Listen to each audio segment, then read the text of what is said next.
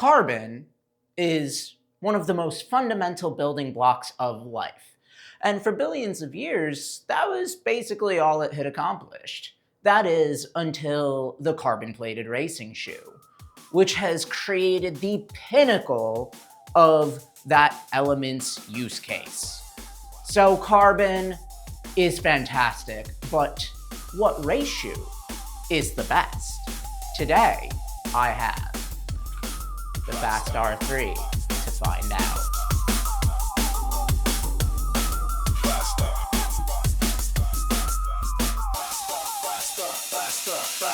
Faster, on the gas, I'm past you. I hop no brakes when I'm breaking the tape, so don't blink or I'll blast ya. On the gas, I'm past you. I hop no brakes when I'm breaking the tape, so don't blink or I'll blast ya. On the gas, I'm past you. I hop no brakes when I'm breaking the tape, so don't blink or I'll blast ya. On the gas, I'm past you. I hop no brakes when I'm breaking the tape, so don't blink or I'll blast ya. Oh boy, am I excited and nervous for this one. I've not done 3 fast workouts in a row before, and I'm just going to do whatever I feel capable of today, because yesterday left me pretty wrecked, but not wrecked enough to not try it, and it is the week of carbon after all, so that's the plan. Stepping into the Puma Fast R3, it feels like not normal on my foot. It's not a normal feeling shoe at all. It definitely does the negative drop thing. I was walking around the house and it for sure felt like my heel was actually lower than the forefoot. The other observation that I had immediately was the length is very long. This is in a size 10, and typically I do a little better in a size 10 across most shoes, but I think I probably, if I were buying this new, I would buy a 9.5 going forward. But we'll see how it feels on the run. That could change. Just like visually it looks a little comically long. That's all I have to say. It's icy, so I'm hoping I find a place where there's no ice. But for now, let's go. Faster, faster, break the tape. Faster, faster, break the tape. Faster, faster, break the tape. I hope that came out on camera. Did you see that? I almost just died. Break the tape. Break the tape. Faster, break the tape. Break the tape. Break the tape. Break the tape.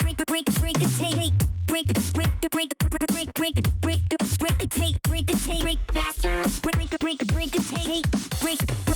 Gotta break the tape. Break the tape. Okay, initial impressions before I get totally carried away by the speed. Yeah, it's speedy.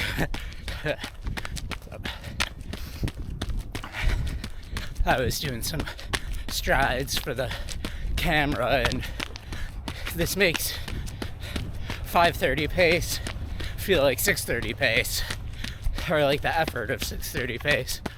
It's so easy to get so fast, but there's not really much of an in-between here. It's like on or off. I'm having a hard time chatting with you all, so you might not hear a lot from me on this run. I might just have to send. My body is tired though. It's not going to be as intense as the last 2 workouts for sure, but I'll get at least a few fast miles. Slowing down for a sec to catch my breath. 6:42, 6:37. I forgot the last one. I think it was 6:30.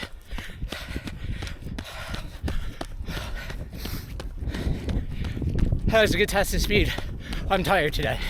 It's not quite as good, not quite as fast as yesterday, but I feel the raw speed of these. I just don't have the muscle. I don't have the muscle or the fuel. I'm under fueled right now. I don't have it today. And yet I was still able to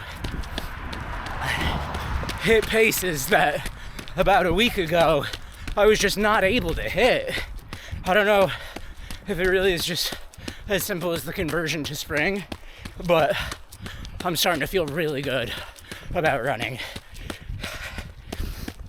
Oh, but I'm currently so gassed. These are not the best for jogging. Very jarring feeling. There is just enough of a heel, though, for coming down hills that it's not like crazy unstable or anything. I'll talk to you more later. Break a tape, break a tape, break a tape, break a tape, break a tape, make it faster, break a tape, break a tape, break a tape. Break a break a break a break a break a break break break break it break break break break it break break it break it break break break break it break break break it break break break break it break break it break it break it break it break it break the tape break it break break break it break it break break it break it break break break it break it break break break it break break break it break it break break break it gotta beat the tape. Okay, 10 miles, 7:26 pace. That was painful. It was a painful one, and I fell down right over there. Last step of the run at 9.99, directly on my knee. It actually doesn't feel too bad right now. There's just a piece of like mud that was covered in ice that I did not see. And when you step like plant down hard when you're trying to come to a stop, and that's just what is available to you as a surface. I do think that the grip is not as good in these as it is in the DV8. It's similar, but maybe not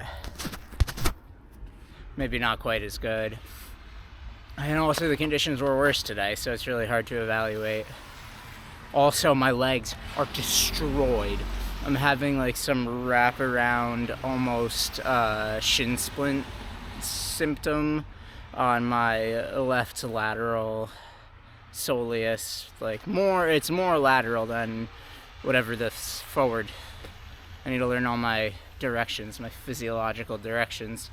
Yeah, but it's more to the side, outside, than it is to the front. So I think it's just muscular. But that's what shin splints would be anyway, so what do I know, dude? I've been feeling this since yesterday, since the beginning of yesterday even, so it's not new, but it was a little worse starting out today. Finishing, though, not as much, as it had gone away. So, Fast R3, a little bit of a recap-a-redo. I'm struggling to have thoughts right now. Yeah, I mean, it's fast. The most impressive quality about this, and what does not disappoint, is the very top end. Like, I've never felt that Yaddy's going in the 5s. That was crazy. I mean, that was just for a few strides, so it wasn't anything special, but nothing long. But I couldn't have held on to any speed on this run. Like, holding on to 640, and 630. That was as much as I had, and the rest of it was in the 7s, and I don't even feel bad about it. I mean, I've just ran 3 speed workouts in a row after having basically done nothing for the entire winter for speed, so I feel fantastic about it. And I definitely don't think I've unlocked the true fullest potential of the Fast R3. I could see it as a contender for the marathon. It immediately springs to mind for the half marathon. Easy choice for the half for me, if I didn't run in the streak fly, and also if I raced halves. If I ever wanted to time trial myself, though, like if I was about to go do a time trial for the half marathon, the Fast R3 is probably what I'd reach for, just immediately, as long as it's a dry day and there's not a lot of turns or not a lot of downhill, because I did find the lack of a heel at a certain incline going downhill did kind of impact my ability to bomb the hill correctly. Like, the deviates were way better yesterday for going downhill, and there's like one really steep hill, and there are a couple somewhat steep hills that you kind of want something heel strikeable for those around here. But even for your gradual hills, this going downhill like on a gradual slope in these was fine. I gotta go back to work and recover my body, get some food. So with that, back to the studio. And we're back in the studio with the Puma Fast R3, the potentially fastest race shoe ever created. If you ask Puma, that's what they would say. So, what was my experience like with it today? Well, to answer that question, I need to provide a little bit of context because yesterday I had a double workout, which was 12 in the morning, 10 in the afternoon, both at an extremely elevated pace. In the morning, I PR'd in the mile. In the afternoon, I PR'd in the 10K. And I was comparing two racing shoes, the DV8 Nitro Elite 4 and the ASICS Metaspeed Edge Tokyo. And this week, as you could tell, is all about carbon. So if you're new here, welcome. It's Carbon Week. And I'm continuing the trend rolling with the Puma Fast R3, which is why I ran yet another workout today. Now, it did not, as you might have seen, go quite as well as the two workouts yesterday, but I was able to string together 3 miles under 7-minute pace. Those 3 miles were really brutal, but they gave me a lot of information about the Fast R3, which we will come to shortly. So before we get into any of that, there are three things that we need to go over. We need to go over the specs and materials, the fit, and the ride. So let's start with the specs and materials. This is a carbon-plated racing shoe, if you didn't know already. It has a very visible carbon fiber plate, detached midsole. The foam in the midsole is aliphatic TPU. The plate extends past the tip of your toes of the upper. The upper is very see-through. I don't know if you're going to be able to see me in the camera, but I could see the camera from looking through the shoe. And has the most paper thin tongue that I have ever seen in any shoe, especially the very top of the tongue. It does have some padding on it, so no lace bite was present. This shoe was sent to me by one of you, so thank you very much to Ray for sending me this shoe. It gave me a steep discount because it had some 36 miles, I want to say, on it. So after today, it will have 46 miles. It is helpful to me to be able to test this shoe and not shell out $300+ for it. So it's really great. And yeah, so the reason I mentioned that is the laces on this are not the serrated laces that are optional in the packaging from Puma, but I didn't have any issues with these laces coming untied or anything. They're perfectly fine. They're a little thick, if anything, but yeah, I might, if I were to use this for a race, which is for sure possible. I have so many different pairs of serrated laces. I would probably just pull it off the Metaspeed Edge Paris, the old version. So that's all good there. Heel counter has a little bit of structure to it, and the rest of the upper really doesn't. It's all so paper thin. Didn't have any issues with comfort and with like lockdown or anything. The upper, I believe, is also Ultra Weave. I think I'm not seeing it anywhere on the shoe specifically. I really thought it said Ultra Weave somewhere on this upper, but I'm not finding it. So I don't know if that's what the material is, but either way, I think that the upper on the DV8 Nitro Elite 4 is slightly better to the touch and not, but it's really, there's very little between the two as far as the actual functionality of it goes. This is definitely the more minimal of the two. The specs, it's a 40-32 8 mil drop. Definitely feels like a negative drop when you're standing still, and then on the run, it doesn't feel really like there is a heel on the shoe. It's hard to explain. But yeah, I don't know where they're taking their measurements from, where that's the drop that they're coming up with, because it just simply doesn't feel like it. But it also doesn't feel like a zero drop shoe. So I couldn't even categorize this. I feel like it might feel like a 6 or like it doesn't feel like a 4.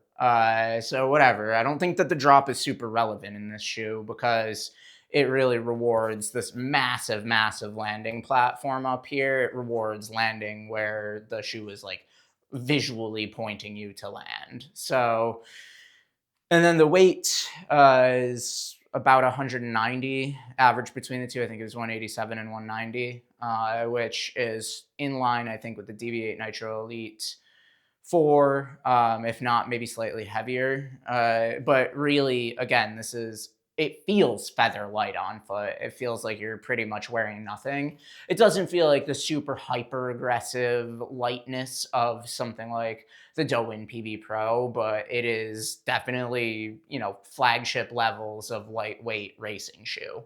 A lot of this is already known in the community. I just want to reiterate that for anybody that does not already know about the Fast R3.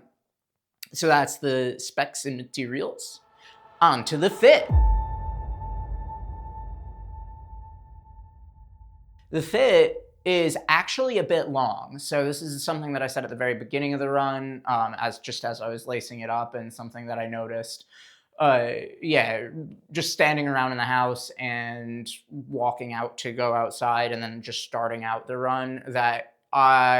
Even though I've been migrating a lot of my shoe purchases to 10 lately, I am between sizes, and I think that if I were to get a pair to race in, I would be going for a 9.5. I'm not opposed to getting another pair of these. Also, I do test a lot of shoes, so there's probably something that's gonna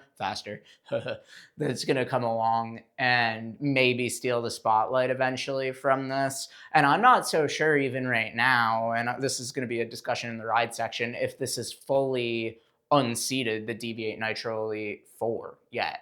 I need to take this for a long run to see if that's actually true. But if I were to race in this, I would want to get a 9.5 because I think that I'm missing out on ever so slightly a little bit of the leverage that's coming from the extended plate here, because my foot is far enough backwards in the platform that my toe is toeing off maybe from there instead of there. It's more than a full thumb's width of room in the front in a 10, whereas some shoes, it's long. It's just long. This is a really long-winded way of saying that it's long. Not that it really bothered me on the run, but I think it could be even more optimized if it was in a 9.5. All right, all done with the sizing. The fit otherwise, though, like I said at the beginning, no lockdown issues, comfortable in the upper. Yeah, didn't really have any lacing come undone, nothing loosened over time, and it was comfortable. I mean, it fit really comfortably, and I hope that going down to a 9.5 wouldn't actually affect how it rides for me, and that I could actually race in this, but it might be worth trying. All right. Now, what we all care the most about, the ride. This is very fast, in case you were wondering. It's incredibly fast. I feel like the workout I did in it today, with how absolutely trashed my body was, did not do this shoe justice. I don't think I got the most out of this that I could. It felt like I had to work really hard to keep on the pace, and that was because of a wide range of factors, not least of which that I did not eat this morning. I didn't have time.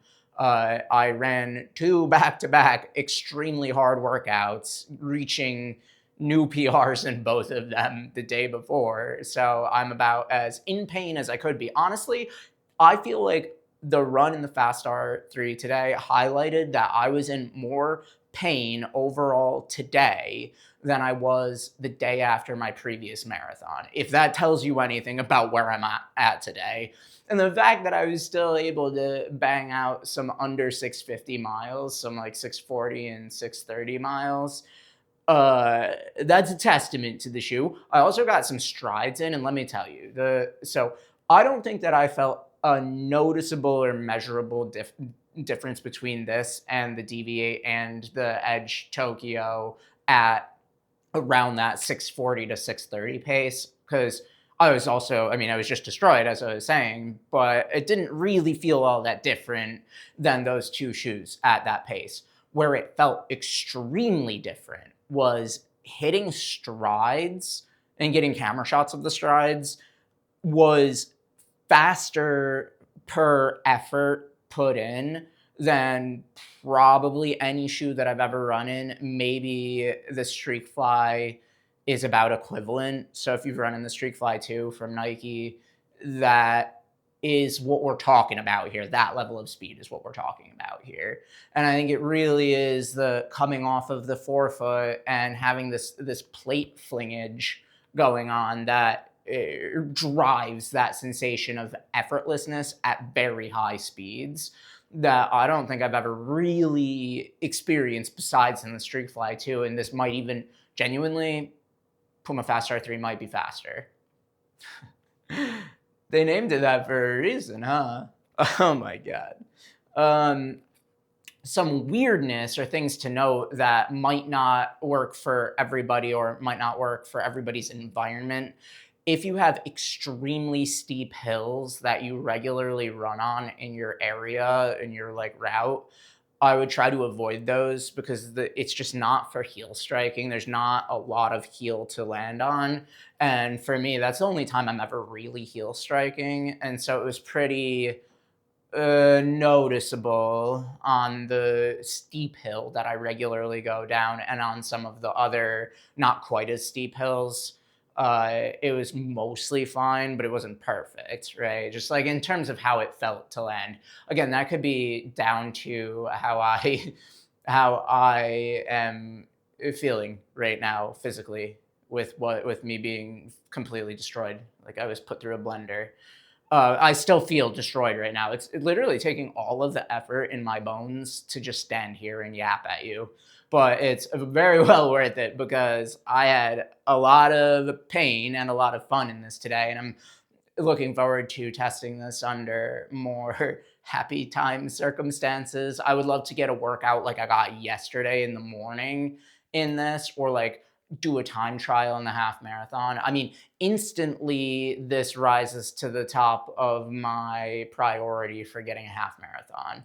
I really still like would love to do a half marathon in the streak fly too, but it's almost like, well, this is priority. So maybe I'll do a time trial like just around the neighborhoods, or even just do a workout contained within a half marathon and not really shoot for a PR. But I think that's something the shoe's really going to be great at, and probably also the marathon for me, frankly, because I think that this works with my mechanics really well. That's obviously not going to be the case for everybody.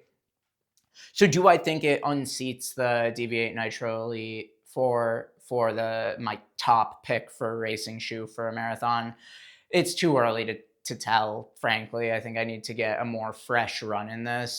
The whole community of running shoe enthusiasts has been hyping this up to the moon, and I didn't even think I was really going to buy a pair because of how expensive they are. And that's why, again, I'm grateful to Ray for suggesting a sale to me and also giving me some feedback on the audio on this channel. So thank you again. I'm really going to get a lot of use out of this and bring you all more content on how my relationship with this shoe develops.